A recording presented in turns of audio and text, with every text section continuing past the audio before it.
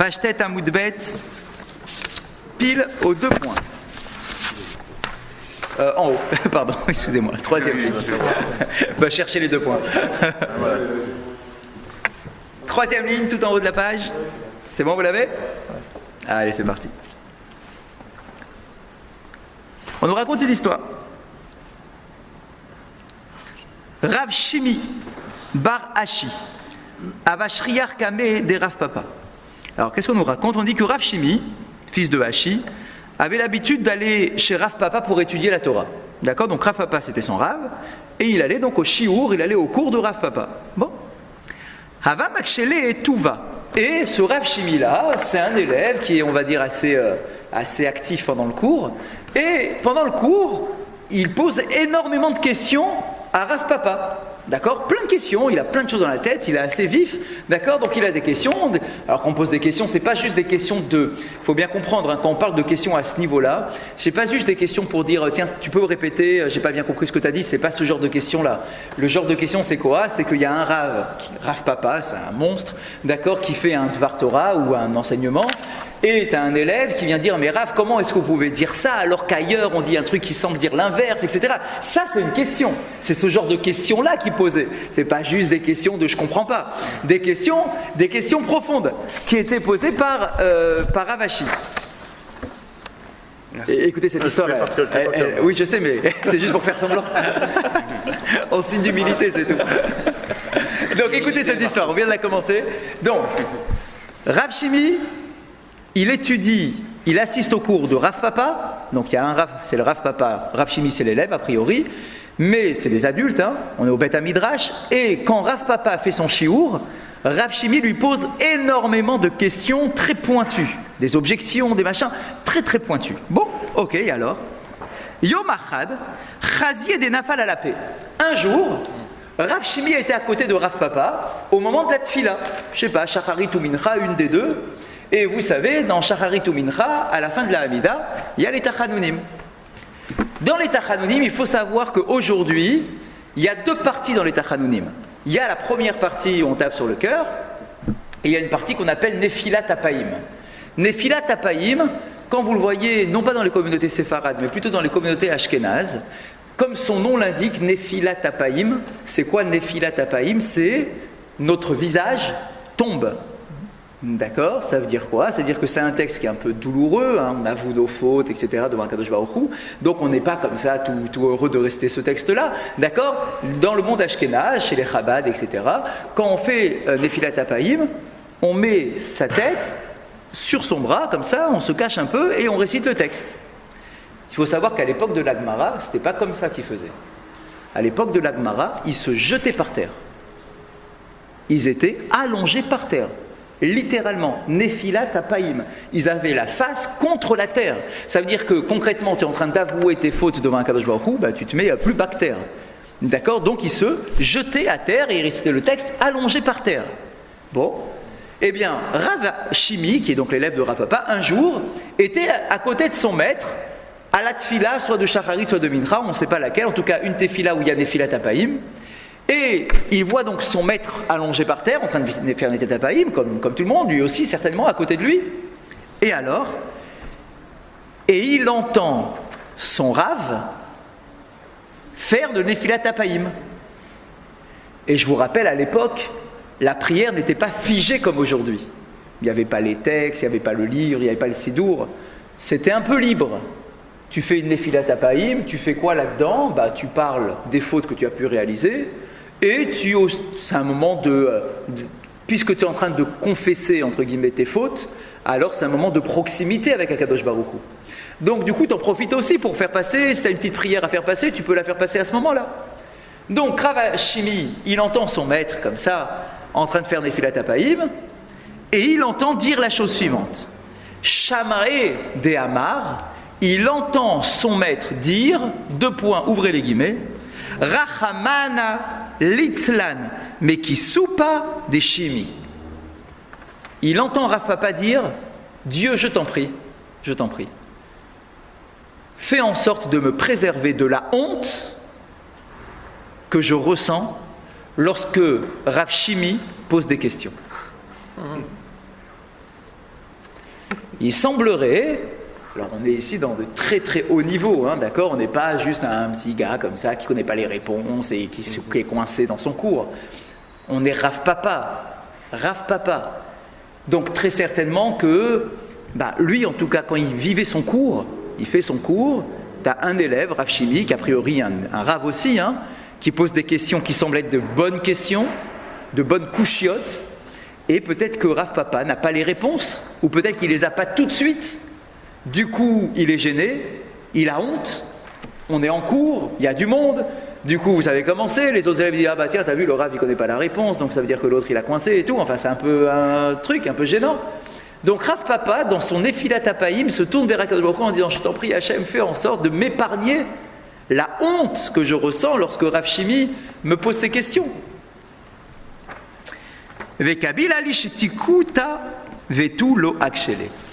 Quand Rav Shimi a entendu ça, à partir de ce jour-là, il n'a plus jamais posé la moindre question à Rav Papa pendant le cours. On dit alors pourquoi ?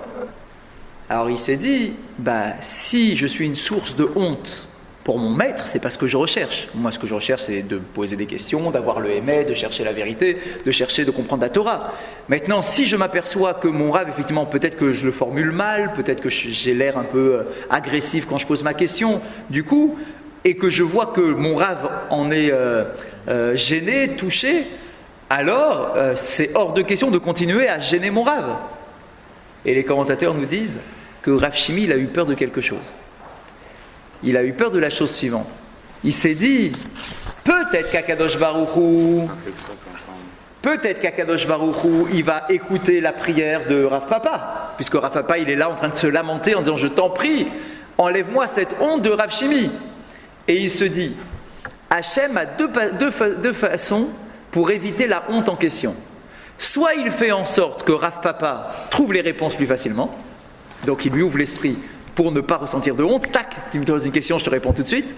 Soit, se dit Rav Shimi, soit Dieu va me retirer la vie pour plus que je pose de questions. Donc il se dit... Des étapes quand même. Il y a d'autres étapes. Oui, mais c'est une des possibilités. Peut-être que dans le fond de la question de Rav Papa, de la prière de Rav Papa, c'est « débarrasse-moi de cet élève ». On se débarrasse. D'accord, fais en sorte qu'il ne me pose plus de questions. Ça suffit, je ne supporte plus ces questions, il me fait honte. Or, on nous dit dans la Torah qu'un individu qui a honte, Akadosh Baruch Hu écoute ses prières. Ah oui, eh bien oui, parce que tu n'as pas le droit de faire honte à quelqu'un. C'est considéré comme étant le tuer. D'accord, quand on dit tu le fais blanchir, tu le fais blêmir, etc., en fait, c'est parce que tu lui enlèves le sang du visage, comme s'il mourait. Donc cet homme-là, Akadosh Baruch Hu ne peut pas fermer les oreilles. Il y a un homme qui se lamente, il a honte, etc., devant son élève, devant toute la classe. Donc peut-être qu'une des possibilités, c'est que Rav Shimi meure et que Rav Papa espère qu'il disparaisse. Du coup, à partir de ce jour-là, Rav Shimi a pris la décision de ne plus jamais de poser de questions à Rav Papa. Il s'est dit, je ne vais pas mettre ma vie en danger.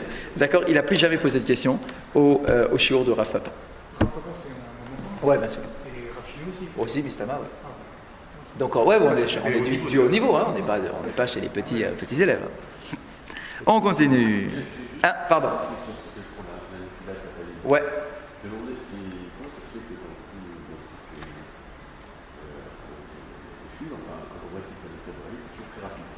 Ah. Vous avez. Ouais, vous avez. Alors, par contre, non, faites attention. Aujourd'hui, on n'a plus le droit de rajouter des prières personnelles dans ce qui est figé par la tfila, parce que sinon, on ne s'en sort plus. D'accord. Alors, c'est vrai que des fois, il y a des sidourim, hein. Il y a des sidourim où dans la Hamida, dans chaque bracha de la Hamida, on te met. Et si tu veux rajouter un petit truc, tu peux rajouter un petit truc. Oui, c'est vrai. C'est pas super bien. D'accord. C'est pas génial comme approche, parce que du coup, après, il n'y a pas de limite, tu sais pas trop quoi rajouter, comment rajouter, donc c'est pas super. Bon, c'est pas grave, ça peut se faire, mais en dehors de la Hamida, on n'a pas tellement l'habitude nous-mêmes de se rajouter des passages supplémentaires, d'accord, de rajouter des prières personnelles. On n'est plus à ce niveau-là. À l'époque, ils savaient, d'accord, comment faire pour rajouter un passage sans que ça perturbe le reste de la tfila. D'accord, donc aujourd'hui, on va dire, on se contente de rentrer dans les pas de ce qui a été instauré par nos chachamim dans le texte de la prière. Maintenant, sur le problème de la rapidité, c'est un problème. Mais ça, on va dire, c'est un problème moderne, quoi, du monde moderne. C'est que, tu peux pas avoir une tfila qui dure 3 heures le matin, tu peux pas avoir, etc. Les gens, ils vont travailler, tu peux pas les bloquer trop longtemps. Il y a une mitzvah, enfin, une notion qui s'appelle Torah des Tzibour. T'as pas le droit de prolonger la tfila de manière trop longue. Il faut qu'aux yeux des fidèles, lorsqu'ils viennent à la tfila, ils se sentent pas enfermés, ils ne se sentent pas pris au piège en disant « Oh là là, je suis arrivé, j'en ai eu pour 3 heures. » D'accord ? Non, il faut donc trouver un juste milieu entre une tfila à un rythme normal. Mais c'est vrai que normalement, des filat tapaïm, c'est un texte important, donc on ne devrait pas le faire en 30 secondes, quoi. Mais la Hamida, c'est pareil. D'accord, des fois, je parle pas des chazanim, je parle des fidèles. D'accord, quand tu vois une amida qui est faite par plein de fidèles en moins d'une minute, tu dis mais c'est pas possible. C'est-à-dire c'est pas possible, c'est-à-dire qu'ils le survolent en fait. C'est ça, c'est que c'est pas possible. Techniquement, ce n'est pas possible. Donc il y a forcément un truc quelque part qui marche pas, quoi.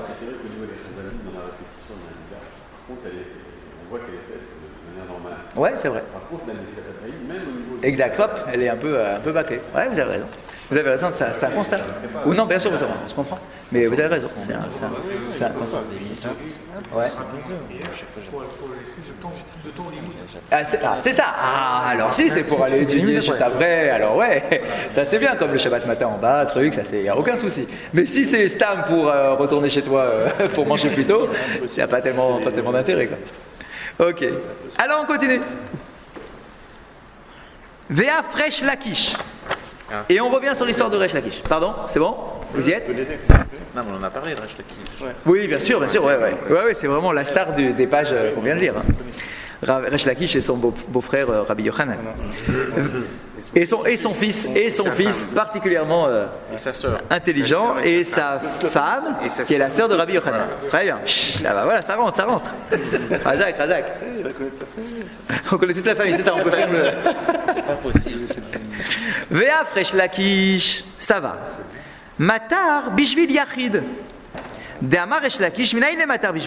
on revient à la notion qu'on avait abordée la semaine dernière. Vous vous rappelez, on avait dit que Akadosh Baruch Hu peut envoyer de la pluie juste pour un individu. Vous vous rappelez, on a dit que c'est du sur-mesure. La parnassa, c'est collectif, mais la pluie, on a dit que c'était du sur-mesure. Que pense Resh Lakish ? Eh bien, Resh Lakish est d'accord avec cette idée-là. Que Akadosh Baruch Hu, il peut envoyer de la pluie à l'un et pas à l'autre. Du sur-mesure, selon le terrain. Donne-moi une preuve, Resh Lakish essaie de trouver une preuve. Dirtiv, Sha'alu me Hashem matar be'et malkosh, Hashem ose chazizim, umtar geshem yiten lahem, le ish esef basade. Il y a un verset dans le prophète Zacharie, c'est un prophète Zacharie. Et voilà le verset. Sha'alu me Hashem matar. Donc on se tourne vers le peuple, on dit peuple d'Israël, n'hésitez pas, demandez de la pluie à Hashem. C'est-à-dire, ne croyez pas que c'est qu'une histoire de météo. S'il faut de la pluie, tournez-vous vers Hachem pour demander la pluie. Be'et malkosh, on dit même si c'est les pluies tardives et que vous voyez qu'il n'y en a pas encore eu assez, n'hésitez pas à demander, même si on est en fin de saison, tournez-vous vers Hachem pour demander de la pluie. Hachem osé chazizim, Hachem enverra des chazizim. Pour l'instant, on traduit juste par des nuages. D'accord ? Il enverra des nuages, ok ? Umtar, Geshem iten lahem, et il enverra donc de la pluie, il vous enverra de la pluie, les ish et sev bassadé. Traduction littérale, les ish pour un homme, et sev, l'herbe, merci, bassadé dans les champs. Donc Dieu enverra la pluie pour l'homme qui se trouve dans les champs, d'accord, ou l'herbe de l'homme qui se trouve dans les champs. Bon. Alors, ça c'est un verset dans Zecharia. Resh Lakish, il essaye d'interpréter le verset, et il dit la chose suivante. Yachol lakol, Talmud lomar le ish. Et il nous dit, dis-moi, cette pluie-là, donc du coup, qu'est-ce que j'apprends de ce verset ? Que la pluie, elle est pour tout le monde, au même niveau ? Resh Lakish répond, dit non, parce qu'il y a écrit dans le verset les ish, pour un homme. Donc Dieu envoie la pluie, les ish pour un homme, selon son petit territoire, selon sa petite parcelle de terre. Vetania, il est ish, yachol lechol sedotav, Talmud Lomar, Sadé. Tu dis, ah d'accord, alors un homme, ok. Mais est-ce que ça signifie que Dieu, par exemple, il décide que pour Shimon mérite la pluie? Imaginons. Est-ce que ça signifie que si Shimon mérite la pluie, il aura de la pluie sur toutes ses parcelles de terre? Réponse, dit Resh Lakish, non, pas forcément. Parce qu'il y a écrit les Ish et Sev Bassadé au singulier. À l'homme, au singulier, donc c'est pour un homme, et sève l'herbe de son champ. Il n'y a pas écrit de ses champs. Donc peut-être que cet homme-là, il a plusieurs parcelles de terre, plusieurs champs, mais Akadosh Baruch Hu va envoyer de la pluie que sur une parcelle et pas sur une autre parcelle. Alors attendez, vous allez voir jusqu'où ça va aller, vous allez voir. Talmud Lomar Sadé. Donc non, le verset te dit qu'il y a un champ, ça veut dire que c'est vraiment du sur-mesure. Et Sadé, Yachol Lechol Asadé. Talmud Lomar Esev. Écoutez, jusqu'où ça va? Il dit, dis-moi, mais maintenant que tu me dis, alors ok, c'est pas toutes les parcelles de terre qu'il possède, donc ça peut être à la parcelle près. Mais si tu dis à la parcelle près, au moins c'est toute la parcelle. Il dit non, même pas. Esev, il y a écrit quoi dans le verset? Ish, c'est au singulier, donc c'est pour un homme. Sadé, c'est au singulier, ça veut dire c'est une parcelle de terre et pas forcément toutes ces parcelles. Et il y a écrit le mot Esev au singulier. Une herbe. L'homme selon l'herbe au singulier de son champ. Ça veut dire que symboliquement, Akadosh Baruch Hu dirige chaque goutte de pluie et il envoie sur l'herbe qu'il décide d'arroser. C'est du sur-mesure. Alors pour illustrer ça, la Gemara rapporte une histoire. Qui a des Rav Daniel bar Ketina. On raconte l'histoire de Rav Daniel, fils de Ketina. Havale Aï Ginta, c'était un grand Talmid Chacham, et il avait un verger, un grand verger. Kol Yoma Avazil Vesaïr là. Et tous les jours, alors il passait son temps à l'étude, mais tous les jours, il allait faire un tour dans son verger. Tous les jours. Tous les jours. Je vous rappelle qu'il y a un enseignement dans Baba Metzia, je crois, qui nous dit que l'homme a l'obligation tous les jours de faire un tour de ses propriétés. Ouais. Tu ne dois pas laisser les choses aller, c'est bon, ça tombe tout seul. Non. L'homme doit tous les jours vérifier ses propriétés. Batra. La Gemara pose la question, dit, quand même. Ça va, pas tous les jours. C'est bon, alors quoi? C'est comme si tu avais un peu de pièces dans la poche et que tous les jours tu comptes tes pièces. On avait dit, c'est pas très bien de faire comme ça. Ça va, laisse un peu, ne regarde pas trop toutes tes propriétés, laisse. Et du coup, en réalité, nos rabbins nous disent, non, en réalité, il ne faut pas le prendre au pied de la lettre. Ils ne nous parlent pas vraiment des propriétés matérielles. Et il nous dit que tous les jours, tu dois faire le tour de toutes tes propriétés spirituelles. C'est-à-dire de réviser toutes tes connaissances tous les jours. Je vous rappelle que tout le Shulchan Aruch, le vrai Shulchan Aruch, je ne parle pas de l'abrégé qu'on a tous à la maison, le Shulchan Aruch, d'accord, tous les chapitres du Shulchan Aruch, l'immense là, le vrai. Je vous rappelle que Rabbi Yosef Karo, lorsqu'il a écrit le Shulchan Aruch, ce n'était que un pense-bête. C'est tout. Il a écrit, parce qu'à l'origine, son livre d'Alacha, à Rabbi Yosef Karo, c'est pas le Shulchan Aruch. Ben non, c'est le Bet Yosef. Le Bet Yosef, c'est ça son livre d'Alacha. Mais le Bet Yosef, il est comme ça. C'est un truc énorme, parce qu'il reprend toutes les sources d'Alacha, etc. C'est un truc énorme. Et il s'est dit, je ne peux pas laisser ça comme ça dans la main de tous les juifs, c'est trop gros. Et donc il s'est dit, je vais écrire un abrégé, pour que chaque juif puisse, en un mois, tout réviser, tous les mois de l'année, il révise tout le Shulchan Aruch. Et c'est le Shulchan Aruch qu'on connaît aujourd'hui. C'est qu'un pense-bête, le Shulchan Aruch. Donc normalement, effectivement, l'homme a le devoir de se fixer dans ses programmes d'études, non seulement de nouvelles études, mais aussi des révisions d'études. Parce que sinon, ça, en fait, comme on le constate tous, tu viens à un cours, c'est pas parce que tu es venu une fois à un cours ou même toute l'année à un cours, une fois par semaine, que ça a rentré dans ta tête. Bon, ça t'a sensibilisé, tu as retenu des petits trucs, mais tu n'as pas retenu tous les ficelles du raisonnement, etc. Et bien on nous dit parce que l'essentiel c'est de réviser. Donc ici il nous dit quoi? Donc on revient sur un sens plus concret. Donc ce Rav là, tous les jours, il faisait le tour de son verger. Bon, Amar, ha mishra baya maya, vea mishra lo baya maya. Alors il passait comme ça, il y avait différentes parcelles de terre, alors j'imagine, un verger, un potager, un tout machin, d'accord, donc il passe comme ça, il passe devant les carottes, il dit tiens, cette parcelle de terre, il regarde ses carottes, cette parcelle de terre a besoin d'eau. Il passe à côté, il voit les radis, il dit tiens, cette parcelle de terre a déjà assez d'eau. Il passe à côté du pommier, tiens, cette parcelle de terre a besoin d'un peu plus d'eau que les carottes, etc.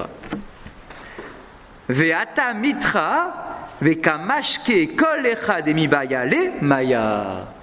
Et on disait que lorsque la pluie arrivait, Akadosh Baruch Hu réalisait exactement la demande qu'il avait formulée. C'est-à-dire que chaque parcelle de terre recevait la quantité d'eau nécessaire selon ce qui poussait sur la parcelle.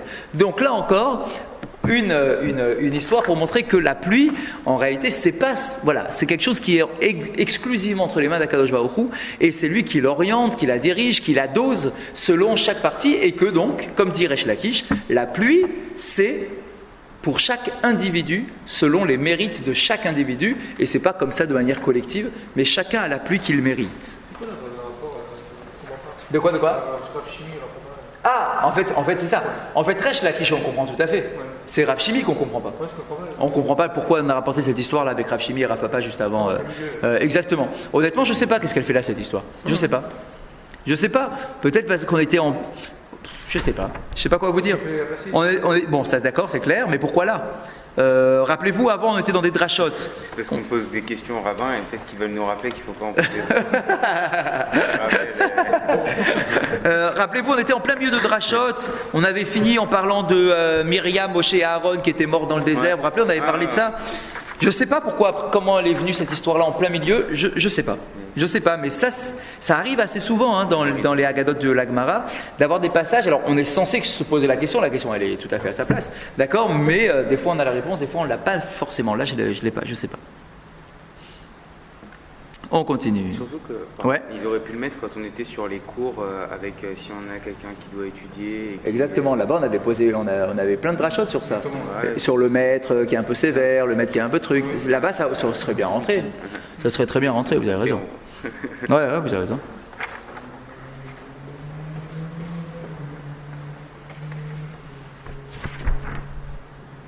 Ouais, qu'est-ce que ça peut être, je sais pas.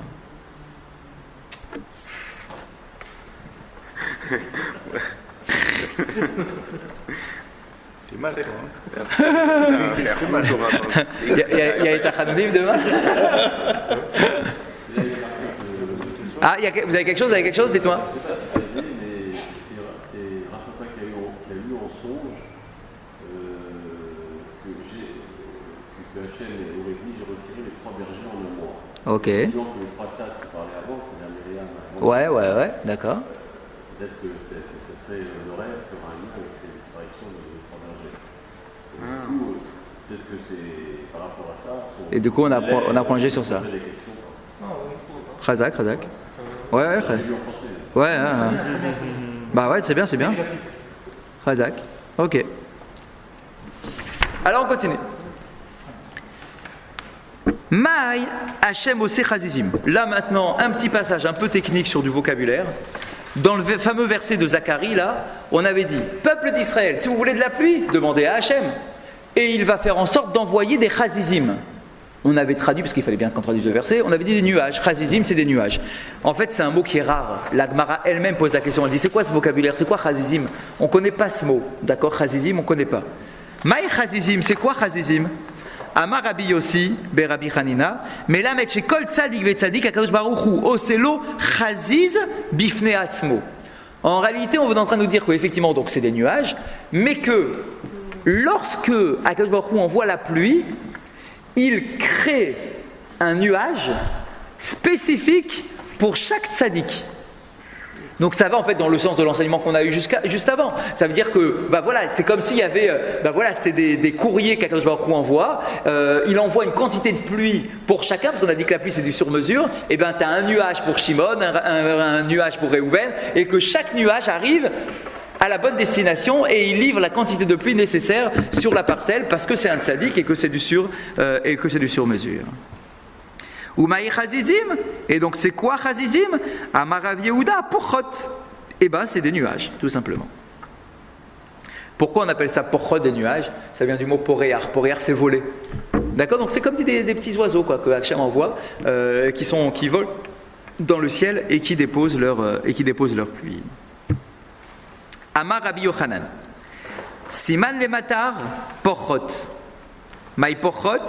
Amarav Papa, Aeva Kelisha, Touté, Aeva Semirna. Alors, passage un peu spécial, vous allez voir. On nous dit, si tu veux savoir si la pluie arrive, il suffit de lever les yeux vers le ciel et de voir des porchotes, donc des chazim, de voir des nuages. C'est tout bête, hein. D'accord? Si tu vois des nuages, c'est que la pluie arrive. Bon. Maï porchot, c'est quoi des porchot? Donc on pose toujours la même question. Amarav Papa, Aeva Kelisha, Touté, Aeva Semirna. Alors il nous dit que c'est en réalité 2 couches de nuages. Si tu veux être sûr qu'il y a de la pluie qui arrive, ça veut dire que les nuages soient porteurs de pluie, dis la Gemara, alors c'était des signes qu'ils avaient à l'époque, en Babylonie, etc. D'accord, je ne sais pas ce que ça vaut aujourd'hui. Mais en tout cas, ce qu'il dit, c'est quoi? C'est que quand ils avaient des petits nuages qui étaient fins, qui étaient sous de gros nuages bien épais, alors ça c'était le signe qu'il y avait une pluie qui allait arriver. Ok. C'est quoi le rapport avec Rav Papa? Quel est le rapport avec Rav Papa? Parce qu'on est en train d'expliquer c'est quoi des chazizim. Chazizim c'est quoi? Il a dit c'est des porchot. Porchot c'est quoi? C'est des trucs qui volent. Ah mais c'est Rav Papa qui a dit que c'est... Exactement. D'accord, donc là on est bien, on est toujours dans l'enseignement de Rav Papa. On continue. Amar Rav Yehuda Nehila Mikame Mitra. Ate Mitra. Alors là aussi, c'est tout simple ce qu'on nous dit. On nous dit, sache que avant que la pluie n'éclate et qu'elle commence à tomber sur la terre de manière un peu forte, il y a en général une pluie plus fine qui annonce qu'il va y avoir une grosse pluie qui arrive. Ok? Donc ça, c'est comme ça que ça commence. Et Batar Mitra, Pasik Mitra. Et si après une grosse pluie, tu as des petites gouttes de pluie qui tombent, ça vient annoncer la fin de la pluie. Bon, ok, ça veut dire quoi? C'est-à-dire que quand il pleut, en fait, il n'y a pas tout de suite une tonne d'eau qui tombe sur la tête. Tu as d'abord quelques petits nuages qui amènent un peu de pluie, et donc tu as des petites gouttes, tu te dis, tiens, il commence à pleuvoir. Ok, tu lèves la tête, il y a des gouttes qui tombent sur tes vêtements. D'accord, tu dis, il va commencer à pleuvoir, et pareil, après il tombe fort, et puis hop, ça ne s'arrête pas d'un coup, ça va décrescendo, d'accord, et ensuite tu as des petites gouttes d'eau. Bon. Mikame mitra ate mitra. Alors il nous dit, donc on revient sur l'expression, une petite pluie vient annoncer une grosse pluie. Ve simaner, et si tu veux avoir un siman, donc un signe qui vient illustrer cette idée-là, alors les 2 signes, on va les traduire, on va les lire, je ne sais absolument pas qu'est-ce que ça cache forcément un truc, vous allez comprendre pourquoi je vous dis ça. Simaner, voilà le siman, meholta. Mais Holta, c'est quoi le signe? Ça ressemble à un tamis. Pourquoi un tamis? Parce que si on met beaucoup de farine, au début... Razak, parce que quand tu tamises ta farine, donc tu mets ton kilo de farine dans ton tamis, alors au début quand tu commences à agiter ton tamis, tu vas avoir un tout petit peu de farine qui va commencer à tomber. Ensuite, tu as le reste qui va tomber. Donc on compare la petite pluie fine qui vient avant la grosse pluie comme si le nuage était un tamis, d'accord, qui contient cette eau-là. Alors au début il commence un peu à lâcher son eau, et puis après il y a les grosses quantités qui arrivent. Vous disiez? Ça prépare le temps. Ouais, c'est ça, un peu cette idée-là. Ok. Et des bâtards mitra, pasik mitra. Et quand on te dit qu'après une grosse pluie, il y a une petite pluie, les dernières gouttes de pluie là qui annoncent la fin de la pluie, ve simaner, Et son signe, alors donc le premier c'est un tamis, on a compris. Le dernier, alors c'est un gros mystère, j'ai pas trouvé d'explication. Charia dérisé. Si tu veux trouver une image donc d'une petite pluie qui vient conclure une grosse pluie, tu compares ça aux excréments d'un mouton ou d'une chèvre, pareil. Est-ce que ça doit être comme ça, quoi? Et alors le seul pshat, le pshat c'est quoi? C'est que quand le mouton fait ses besoins, alors il a d'abord beaucoup d'excréments, et puis il termine après avec des petits excréments. Et ça annonce qu'il a terminé. Je sais pas. Forcément. Bon, on est dans de la Gemara là. On est dans la Gemara. Ce sont des Amoraïm qui parlent. D'accord? Quand ils te donnent une image, c'est qu'il y a forcément un truc derrière. Alors des fois, il y a des commentaires qui nous rapportent qu'est-ce que ça représente, qu'est-ce que truc. Sur ça, j'ai pas trouvé. Peut-être dans vos notes en français, vous avez quelque chose. Moi, j'ai rien trouvé. Vous avez quelque chose? Stenzhals? Stenzhals nous propose quelque chose. Il dit que tout simplement il y a le Harouf qui adopte une autre version. Il dit qu'il adopte justement le lait de chèvre. Lors de la traite du lait de chèvre, pas justement la crotte. Donc pas les excréments, mais le lait. Le lait de chèvre. Ouais. Quand on commence la traite, ça va doucement et après ça va enroger. Et après ça diminue progressivement. D'accord. Donc c'est notre guersa en fait. Pas mal. Donc il y aurait une autre version qui ne compare pas ça donc aux excréments, mais plutôt à du lait. Même celle-ci ne nous apprend pas grand-chose sur le lait. Peut-être le symbole du lait, de la Torah. Le lait, on va dire, c'est déjà plus quelque chose de nourrissant. La pureté de la Torah aussi. Ouais, c'est nourrissant le lait. Donc la pluie, elle vient t'amener la parnassa, un peu comme l'idée du lait. Peut-être c'est déjà un peu plus, on va dire, dans l'image, un peu plus aisé à comprendre. Mais de comparer la pluie à des excréments, d'un mouton, d'une chèvre. Mais alors je sais pas, moi j'ai pas vu de chèvre. Permettait d'écrire sur les parchemins aussi, on utilisait. Ok, ouais. Il y a un truc avec les excréments même des animaux. Oui, bien sûr. Même pour tanner la peau et tout. C'est ça, c'est la terre. Parce que tu sais que pour tanner la peau des Sefer Torah, on utilisait des excréments de chiens. C'est connu, hein. C'est la halakha, hein. C'est écrit comme ça. C'est comme ça que tu travailles le parchemin. On avait dit les excréments de chiens. Alors pourquoi des excréments et pourquoi du chien? D'accord? Le chien, on dit que c'est l'impureté, le chien. Le chien, on dit qu'il chasse la pureté, il chasse la kedusha, c'est jamais très bon. Ouais, le chien. Un chien à la maison, balancé par la fenêtre. Le chat aussi? Non, le chat non. Ça m'arrangerait. Le chat non, moins? Non, moins, le chien. Le chien, on dit qu'il est ratsouf. Le chien, il a aucune tenue. Il est sale, il met son museau partout, il a aucune truc. Le chien, on dit, donc il a aucune tenue, il est sans gêne. Le chien est sans gêne. On nous dit que parmi les 3 qui ont fauté dans l'arche de Noé, qui ont eu des relations alors que c'était interdit pendant normalement toute l'année d'avoir des relations, les 3 qui ont quand même eu des relations, c'est le chien et la chienne, le corbeau et sa femelle, et Ham et sa femme. Ham et sa femme. D'accord? Donc le chien, il a toujours été partsouf. Il a toujours été khatsouf, pardon. Il a toujours été insolent. Et donc, du coup, il chasse la kedusha, il a pas de kedusha sur lui. D'ailleurs, on nous dit que quelqu'un qui a un chien à la maison, il ne peut pas faire la prière devant son chien. C'est impossible. Il doit sortir le chien pendant la prière. S'il fait un kidouche, etc., il ne doit pas laisser son chien dans le salon. Il sort le chien, il le met à côté, il le met dans la pièce à côté. D'accord? Mais alors pourquoi du coup on tannerait la peau d'un Sefer Torah avec les excréments d'un chien? C'est que malgré tout ce qu'on vient de dire, il a quand même un mérite que Dieu lui paye. Un mérite que Dieu lui paye, c'est que quand on est sorti d'Égypte, le chien n'a pas aboyé. C'est écrit dans la paracha. Lo yecheratz kelev leshonot.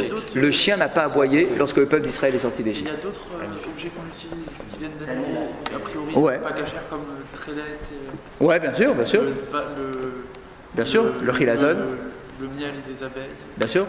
Qui est utilisé. Exact. D'accord, donc voilà, il y a quand même des petits trucs derrière, quoi. On lui paye son Est-ce que ça ne serait pas lié à l'image de se débarrasser d'avérotes ou de choses qui nous salissent et du coup on les ça j'ai entendu un très joli chat de votre frère ce matin. Oui, c'est moi qui lui ai dit.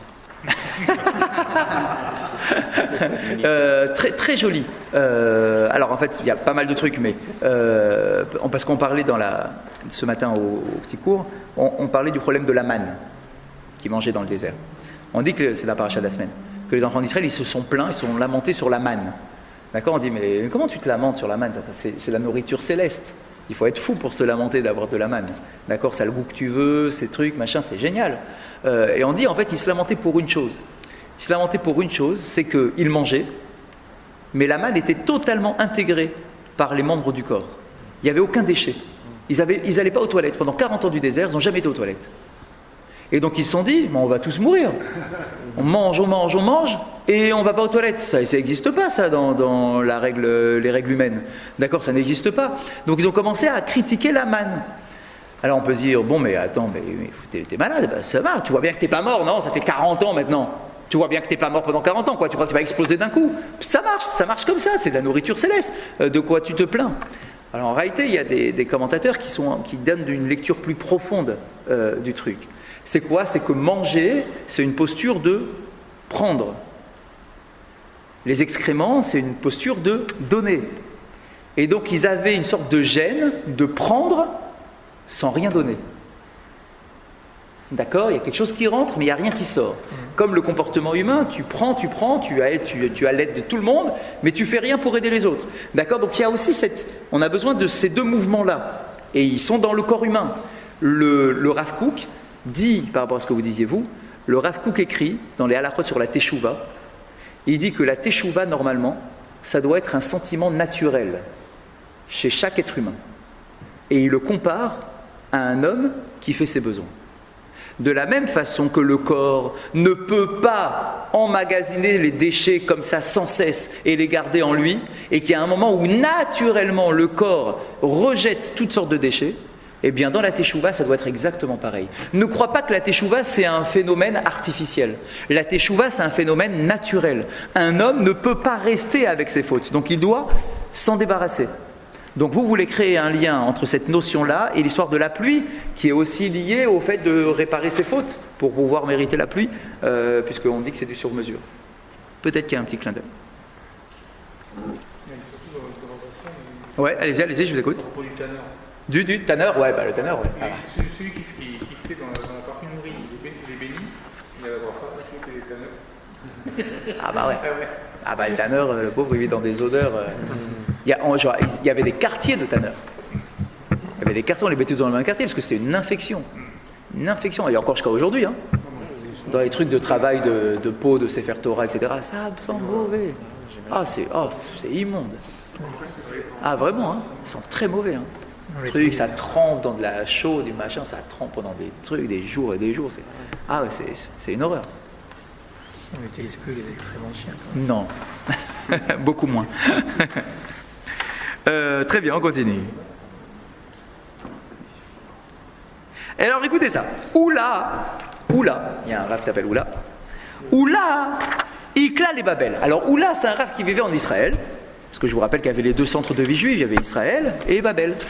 Oula, il vivait en Israël, et un jour il a été en voyage en Babylonie, il a été voir ses collègues babyloniens, c'est les qui vivaient en Babylonie.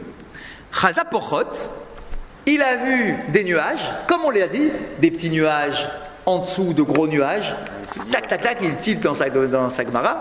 Il dit, hop, à Marlé, Pénoumane, des Ashta Temitra. Il est au chouk, peut-être qu'il se baladait comme ça au marché, dans le quartier juif. Et donc il voit comme ça les nuages arriver, double épaisseur de nuages. Il dit à tous les commerçants, messieurs, rangez vos affaires, ne laissez rien dehors, la pluie arrive. Alors les commerçants, ils ont vu que c'était un Tamid Chacham, donc ils ont écouté, ils ont tout rangé, ils ont fermé les boutiques, ils ont rangé tout ce qui était dehors. Les sauf l'eau à Temitra. Mais la pluie n'est pas arrivée. Alors ils ont tous été se plaindre en disant, mais dis-moi, tu nous as fait perdre 3 heures de travail là, tout démonté, tout fermé, etc. Tu nous as dit que la pluie elle arrivait, que c'était sûr qu'elle allait arriver, et il n'y a pas eu de pluie. Et il a dit, si il y avait des porchot, c'est-à-dire les nuages à double niveau, et que malgré tout il n'y a pas eu de pluie, alors que normalement c'est un signe pour annoncer la pluie, qui est chide mishkare bebalaye, achide mishkare mitrayu. C'est la preuve Écoutez bien, lui il vient d'Israël. C'est la preuve que vous tous, habitants de Babel, vous êtes tous des sales menteurs. Ah, parce que lui, il a eu la pluie. Non, c'est que vous êtes tous des menteurs. Pourquoi ? Parce que Hachem, il se comporte avec nous mida keneged mida. On est d'accord ? Mesure pour mesure. De la même façon qu'Hachem vous a annoncé quelque chose en envoyant les nuages double épaisseur et qu'il n'y a pas eu de pluie, donc quelque part il vous a menti, c'est qu'en réalité c'est vous qui êtes des menteurs. Sur quel point ils sont des menteurs ? Rappelez-vous ce qu'on avait vu il y a 2 ou 3 ou 4 semaines. On avait dit, pour quelle raison est-ce que Akadosh Baruch Hu peut envoyer des nuages mais retenir la pluie malgré tout ? On avait dit, c'est si on est dans une communauté où les gens annoncent des dons au Sefer Torah, mais qui ne les payent pas. C'est ce qu'on avait dit. Pourquoi ? Parce qu'il y a les pauvres qui sont à la choule, et il y a un gars, il a dit 300 € pour les pauvres. Du coup, tous les pauvres, ils étaient contents, ils se sont dit, Baruch Hashem, cette semaine, on va avoir de quoi manger, parce que c'était direct.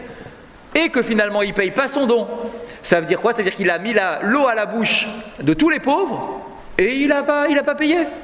Alors de la même façon, Hachem, il te fait payer, il t'envoie aussi une annonce, mais il ne te la réalise pas. Donc là, ici, où là, il voit les nuages, il dit des nuages, c'est sûr qu'il va y avoir de la pluie.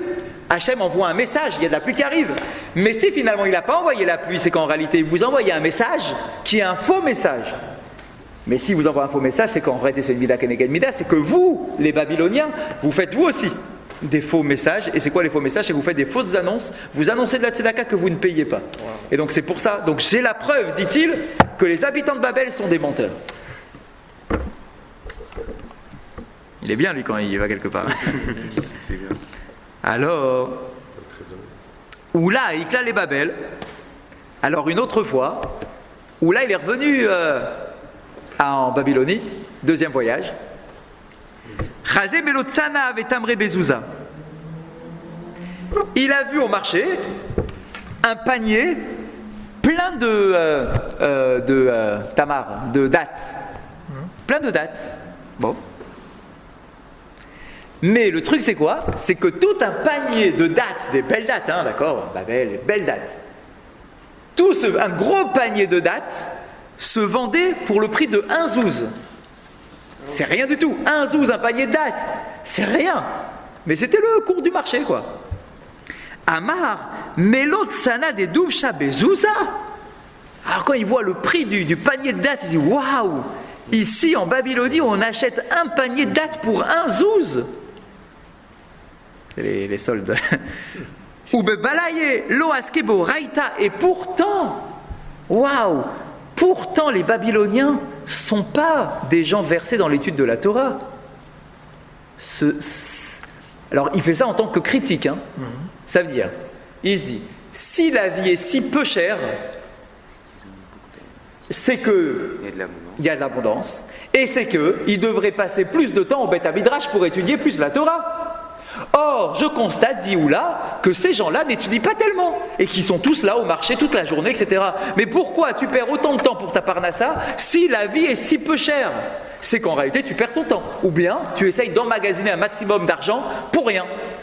Parce que pour 1 zouz, tu as un panier hanté de dattes. Donc, il critique à nouveau les habitants de Babel en disant « Messieurs, je trouve que vu le cours de la vie chez vous, vous n'étudiez pas suffisamment, les Beth Midrash ne sont pas assez remplis. Il n'y a pas suffisamment de Talmidei Chachamim chez vous. Donc vous n'êtes pas bien. » Beleliat Saharuta. Alors la nuit même, il ne s'est quand même pas empêché d'acheter 1 ou 2 paniers de dattes à ce prix-là. Bah oui. Mais le truc c'est quoi ? C'est qu'il a acheté les dattes. Je ne sais pas si quelqu'un a voulu lui vendre, mais en tout cas il a acheté un panier de dattes. Et on a dit qu'il a mangé. Elles étaient super bonnes. Il a mangé tout le panier. Tout le panier de dattes il a mangé. Belel Yatzaruhu. Il a passé une nuit horrible. Mal de ventre, aux toilettes. D'accord, il a mangé trop de dattes. Amar Melotsana de Sakina Bezouza. Ubebalaye askebo raita. Et il s'est fait le raisonnement suivant. Il dit, tu te rends compte, dans ce pays, en Babylonie, on achète pour 1 zouz un panier entier de couteaux. Parce qu'il considère maintenant que Sédat, c'est un poison. D'accord, ça lui tord le ventre. D'accord, donc les gens sont tentés, parce que pour un zouz, c'est rien. Donc du coup, tout le monde achète ces trucs-là. Tout le monde en mange plein, mais ils doivent tous être malades toutes les nuits.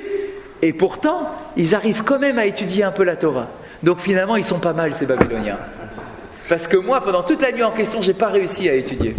Alors que eux, au moins, ils étudient un petit peu. Donc en fait, Akadosh Baruch Hu lui a appris à juger un peu, de manière un peu plus positive, ce qui se passait devant lui. On continue encore un peu. Tanya, on enseigne dans une braïta. Rabbi Eliezer Omer. Kol haolam kulo. Gesher, ça. Kol haolam kulo. Mimeme ukianos ou choté. Rabbi Eliezer dit: le monde entier est abreuvé par les eaux de l'océan. Sheneemar, ve'ed yarale mina aretz, ve'ishka, kol pene adama. D'où est-ce que tu le sais? Il y a un verset dans la Torah déjà. Ça veut dire que le fameux circuit de l'eau qui vient de l'océan, qui monte dans les nuages, qui vient se déverser sur la terre, etc. On dit ce fameux circuit de l'eau, c'est pas un truc moderne, c'est pas une découverte moderne, c'est écrit dans la Torah. J'ai un verset dans la Torah qui m'explique comment fonctionne la pluie. Quel est le verset? Dans Bereshit, va pas chercher loin. Qu'est-ce qui est écrit dans Bereshit? Ve'ed yarale min haaretz ve'ishka kol pene adama. C'est dans Bereshit, parashat Bereshit. Regardez ce qu'on nous dit. Et le nuage va se remplir et monter de la terre, c'est-à-dire qu'il va récupérer l'eau qui est sur terre, dans les océans. Donc l'eau de l'océan va monter dans le nuage, donc ala mina haaretz, donc l'eau vient de la terre. Elle est en haut maintenant dans les nuages, veishka el kol pene adama. Et une fois qu'elle est dans les nuages, le nuage va transporter la pluie et va abreuver l'ensemble de la terre. D'accord? Donc le cycle de l'eau, c'est un verset de la paracha de Bereshit. Tout est clair, il n'y a aucun problème. Donc Rabbi Eliezer dit, c'est comme ça que la terre est abreuvée par l'eau de l'océan. Amarlo Rabbi Yoshua, valomimekianos meluchin hen. Alors Rabbi Yoshua lui dit mais ça marche pas ton truc, parce que si c'est l'eau de la mer, elle devrait être salée, la pluie. Or la pluie n'est pas salée. Vous n'avez pas déjà vu ça? Oui, on a eu exactement, Razak, on a eu exactement la même discussion. D'accord, mais qui n'était pas dans les mêmes mots, mais c'était le même fond de discussion. C'est la même chose. Ouais. Oui. Amarlo, mamtikin be'avim. Et il dit mais non, mais tu sais pourquoi elle n'est pas salée l'eau? Parce qu'elle est filtrée par les nuages. Exact. Les nuages font leur travail, ils filtrent l'eau. Et donc l'eau qui arrive sur la terre est purifiée. Pardon Il reste salé alors? Oui, c'est ça, je sais pas, on n'a pas goûté. Rabbi Yoshua Omer, Kol haolam kulo, mimaim ha'elyonim, hu shote. Sheneemar, limtar ha'shamayim tishte maim. Rabbi Yoshua, lui, vient et dit, mais non, l'eau ne vient pas des océans, c'est la suite de la discussion qu'on avait eue, c'est exactement la même. On dit, mais non, la pluie vient d'une réserve d'eau qui est dans les cieux, qui n'est pas récupérée de la terre, d'accord, qui est directement là-haut. D'où est-ce que tu le sais? Il dit, parce que j'ai un verset dans la Torah. D'accord, j'ai un verset dans la Torah, dans Devarim cette fois-ci, c'est pas dans Bereshit. Il y a écrit quoi? Limtar ha'shamayim tishtemaim. Il y a écrit quoi? De la pluie, donc de l'eau du ciel, tu boiras ton eau. Donc de la pluie du ciel, tu boiras ton eau. Sous-entendu, l'eau, la provenance, c'est le ciel, c'est pas la terre, c'est le ciel, et c'est là que tu vas boire ton eau. Et là, Manimekayem ve'ediale minaretz. Alors maintenant, j'ai deux versets qui semblent se contredire. J'ai un verset dans Bereshit qui me dit que non, ça vient de la terre et que ça monte dans les nuages et qu'ensuite ça déverse des nuages. Et un deuxième verset dans Devarim qui dit non, ça vient du haut directement et ça verse. Alors comment je fais pour arranger ces deux versets pour pas qu'il y ait de contradiction? On avait dit qu'il fallait le voir. Alors, exactement. Donc, mais là ici c'est une autre interprétation. C'est ce qu'on avait dit la dernière fois. Ici il y a écrit Melamed, Sha'anani mitgaberim veolim la rakia ou potrin piem kenod kabelin me matar sheneemar yazoku matar le edo nu kavot hen kirvara ou baot mershrim maim al gabe karka. Alors on dit non, en fait c'est pas une contradiction. on est tous d'accord. L'eau provient de la terre, c'est-à-dire des océans. Ça, on est d'accord. Mais alors quoi, comment ça marche? Alors voilà l'image qu'il nous donne. Anani mitgaberim. Les gros nuages s'assemblent les uns à côté des autres. Veolim la rakia, et donc ils montent, ils sont dans le ciel, quoi. Ou potrin pihem klapé mala. Alors écoutez, c'est une image, bien évidemment. Il faut imaginer le nuage comme une gourde, une outre, qui a une ouverture en haut. Donc, le nuage s'ouvre par le haut. Il récupère toute l'eau qu'Akadosh Baruch Hu veut bien y mettre. Et ensuite, il s'ouvre vers le bas pour se déverser sur la terre. Et ouais, une citerne. Ah, Razak, ok. D'accord, donc on a cette image-là. Alors bien évidemment, on sait tous qu'on ne parle pas ici de réalité physique, d'accord, mais de l'image. C'est-à-dire que bien que physiquement l'eau, elle vient de la terre et que c'est un truc qui est météorologique et qu'il n'y a pas de souci, d'accord, on nous dit oui, mais n'oublie pas quand même qu'il y a une intervention divine dans cette histoire-là, qu'on te symbolise par une citerne qu'on ouvre comme un batin, d'accord, mais c'est juste pour te dire que c'est Akadosh Baruch Hu qui prend la décision d'envoyer les fameuses quantités d'eau pour chacun. Et il dit, regarde, c'est quand même magnifique, c'est que chaque goutte qui tombe est indépendante. Ça veut dire que c'est pas style, je te verse tout sur la tête comme un seau d'eau que je t'envoie sur la tête. C'est que Akadosh Baruch Hu, dans sa grande miséricorde, il fait en sorte que les gouttes, elles soient toutes détachées, que ça ne tombe pas comme ça, clac, 3 litres sur ta tête. Les lametra, ça vient t'enseigner quoi? Chez Gadol Yom Akshamim Keyom Shenivru Bo Shamayim Va'aretz Shenemar Ose Gedolot En Cheker Urtiv Anoten Matar Al Pene Haaretz Urtiv Le'alan Alo Yadata Im Lo Shamata Elohe Olam Hashem En Cheker Lidvunato. Et donc ça termine comme ça. Et c'est de là que l'on comprend qu'un jour de pluie est comparé au jour de la création de la terre. Pourquoi? Parce que toutes les preuves qu'on t'a données, c'était quoi? Par rapport à la création de la terre. Ve'ed yalemina haaretz. D'accord, ça te renvoie à Bereshit. Donc finalement, quand il pleut, ça met en place le système annoncé dans Bereshit que l'eau de la terre va monter dans les nuages et se déverser à nouveau sur la terre et que ça continue comme ça à tourner. Chazak ou Baruch, messieurs, on peut s'en arrêter là. Razak, messieurs, on termine donc comme ça notre saison 2000, je ne sais plus combien. Bezrat Hashem, Razak pour votre assiduité et on se retrouve à la rentrée septembre. Bezrat Hashem.